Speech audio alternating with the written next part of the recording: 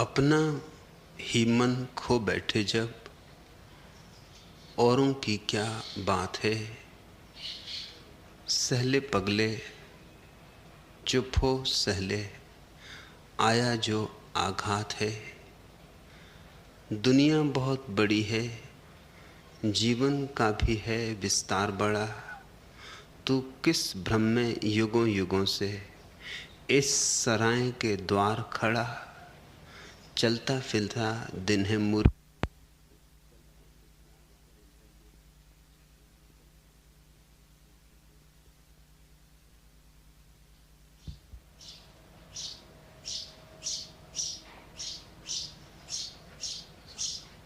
चलता फिरता दिन है मूर्ख, चलती फिरती रात है।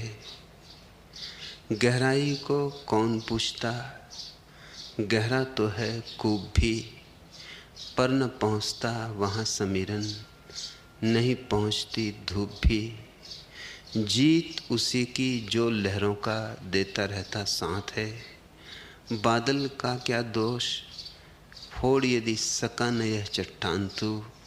पानी तो पानी है मत कर यूं अपना अपमान तू। कल्प कल्प का धैर्य जुटे जब, बनता तभी प्रपात है। सहले पगले चुप हो सहले, आया जो आघात है। अपना ही मन खो बैठे जब, औरों की क्या बात है। सहले पगले चुप हो सहले, आया जो आघात है। इस जीवन में जो भी घटता है, तुम्हारे अतिरिक्त कोई और उसका कारण नहीं है। तुम हो मालिक अपनी नियति के, कोई और विधाता नहीं है जो तुम्हारा भाग्य निर्मित करता है। तुम ही रोज अपना भाग्य निर्मित करते हो, तुम ही लिखते हो अपनी किस्मत रोज प्रतिपल। मूर्छित जियोगे तो नरक में जियोगे, होश में जियोगे तो जहां हो वहीं स्वर्ग है। मूर्छित जियोगे तो सराय घर जैसी मालूम होगी और फिर बड़ी मुश्किल होगी, क्योंकि सराय सराय हैं। तुम्हारे मानने से घर न हो जाएगी, आज नहीं कल सराय छोड़नी ही पड़ेगी और तब बहुत पीड़ा होगी। इतने दिन की आसक्ति, इतने दिन का लगाव, इतने पुराने बंधन, इतनी गहरी जड़ें सब उखाड़ के जब अनंत की यात्रा पर निकलोगे, बहुत पीड़ा होगी। लौट लौट कर देखोगे, न जाना चाहोगे, तड़पोगे, पकड़ पकड़ रखना चाहोगे, देह को पकड़ोगे, मन को पकड़ोगे, लेकिन कुछ भी काम ना आएगा। जाना है तो जाना होगा। कितना ही रो, कितना ही तड़फो, कितना ही चिल्लाओ चीखो, सराय सराय हैं और घर नहीं हो सकती। और जो सराय को सराय की तरह देख लेता है, उसने अपने घर की खोज में एक बहुत महत्वपूर्ण कदम उठा लिया। क्योंकि अंधेरे को अंधेरे की तरह पहचानना, प्रकाश को प्रकाश की तरह पहचानने के लिए अनिवार्य पृष्ठभूमि है। गलत को गलत की तरह देख लेना सही को देखने के लिए भूमिका है। दुनिया बहुत बड़ी है, जीवन का भी है विस्तार बड़ा। तू किस भ्रम में युगों युगों से इस सराय के द्वार खड़ा। कभी यह सराय, कभी वह सराय, कभी यह देह, कभी वह देह, कभी यह योनि, कभी वह योनि। और दुनिया का विस्तार बहुत बड़ा है, सराय ही सराय फैली हैं।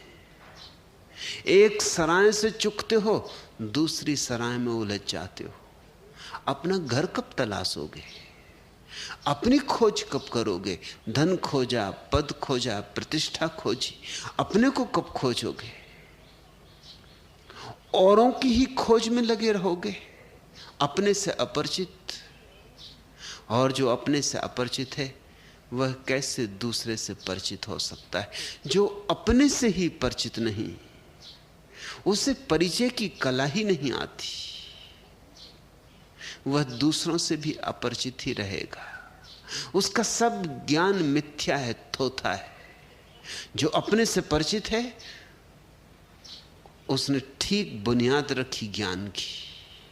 अपने से परिचय का नाम ध्यान है। आत्म परिचय की प्रक्रिया ध्यान है। और जिसने ध्यान की शिला पर अपने मंदिर को बनाया है, उसके मंदिर के शिखर आकाश में उठेंगे, बादलों को छुएंगे, चांद तारों का अमृत उन पर बरसेगा, सूरज की रोशनी में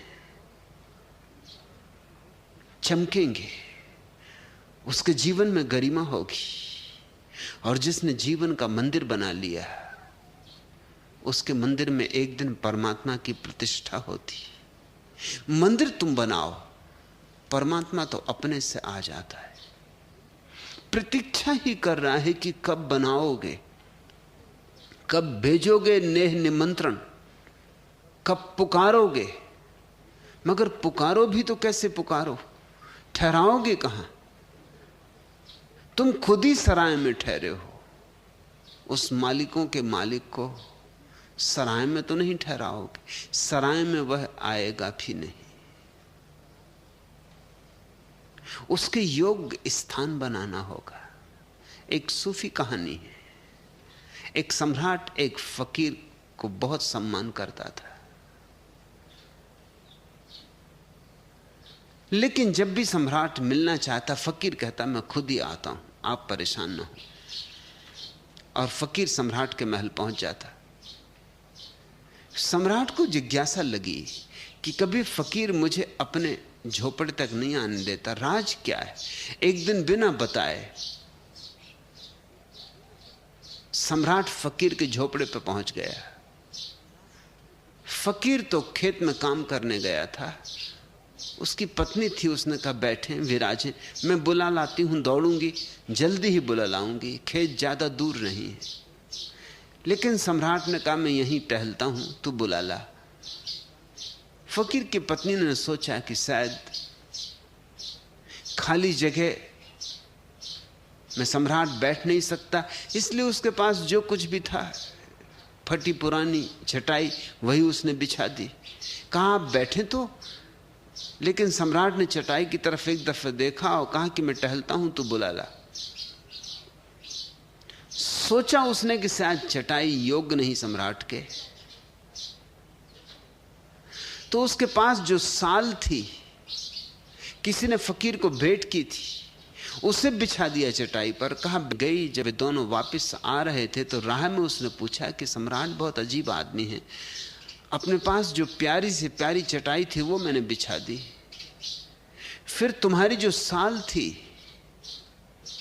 जिससे तुम कभी कभी सूफियों के उत्सव में ओढ़ के जाते थे, वो भी मैंने बिछा दी।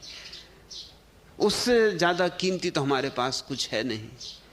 लेकिन सम्राट है कि टहल ही रहा है, वो कहता मैं बैठूंगा नहीं, टहलूंगा। फकीर हंसने लगा। उसने कहा पागल, सम्राट को बिठाना हो तो स्वर्ण सिंहासन चाहिए, और इसीलिए तो मैं उसे बार बार कहता था मैं खुद ही आता हूं। हमारे घर में उसे बिठाने योग्य स्थान नहीं है। अगर सम्राट के लिए स्वर्ण सिंहासन चाहिए तो परमात्मा के लिए भी कोई सिंहासन भीतर बनाओ। स्वर्ण सिंहासन परमात्मा के काम नहीं आएगा। चेतना का सिंहासन बनाओ, समाधि का सिंहासन बनाओ, बुद्धत्व का सिंहासन बनाओ, तो फिर तुम्हारा निमंत्रण स्वीकार है, तत्क्षण स्वीकार हो जाता है। तुम भेजो भी नहीं निमंत्रण तो भी परमात्मा आके स्वयं द्वार पर दस्तक दे देता है। तुम्हारी तैयारी पूरी हुई कि परमात्मा प्रकट होता है, लेकिन तुम पड़े हो सराय में, एक से छूटते हो तो दूसरे में उलझ जाते हो। सोचते हो शायद यह घर होगा, उससे छूटे तो तीसरे में उलझ जाते हो। और ये संसार सरायों का विस्तार है, बहुत बड़ा विस्तार है। इस संसार में उलझने की हमारी जो आदत है उसका नाम माया है। माया से ऐसा मत समझना कि ये संसार झूठा है, जैसा कि तुम्हारे पंडित पुरोहित साधु महात्मा तुम्हें समझाते हैं कि संसार असत्य है। संसार असत्य नहीं है, तुम्हारा मन असत्य है। संसार तो परिपूर्ण रूप से सत्य है, तुम्हारी आत्मा भी सत्य है, संसार भी सत्य है, लेकिन दोनों के बीच में एक असत्य खड़ा हो गया है। उस असत्य का नाम मन है। मन माया है, और जिसे माया से मुक्त होना है उसे मन से मुक्त होना होगा। लेकिन चूंकि महात्मा समझाते हैं संसार माया है, तुम संसार से भागते हो, लेकिन भाग के कहां जाओगे? जहां रहोगे वहीं संसार बन जाएगा। एक झोपड़े में रहोगे तो उसी झोपड़े से मेरा ममत्व का भाव जुड़ जाएगा। एक वृक्ष के नीचे बैठोगे तो उसी से ममत्व हो जाएगा। कल अगर आके कोई दूसरा उस वृक्ष के नीचे बैठ जाएगा तो तुम लठ लेके खड़े हो जाओगे कि रास्ता लगो, मैं 20 साल से इस वृक्ष के नीचे बैठता हूं, ये जगह मेरी है। और जहां मेरा है, ममत्व है, वही माया है। माया यानी मेरे का भाव। फिर ये मेरे का भाव तुम किस चीज पे आरोपित करते हो इससे भेद नहीं पड़ता। धन पे करो, पद पे करो, त्याग पर करो, धर्म पर करो, मेरा धर्म, तो वहां भी माया शुरू हो गई। और मेरा कहां से पैदा होता है? मेरा पैदा होता है मन से। मन का प्रक्षेपण है मेरा।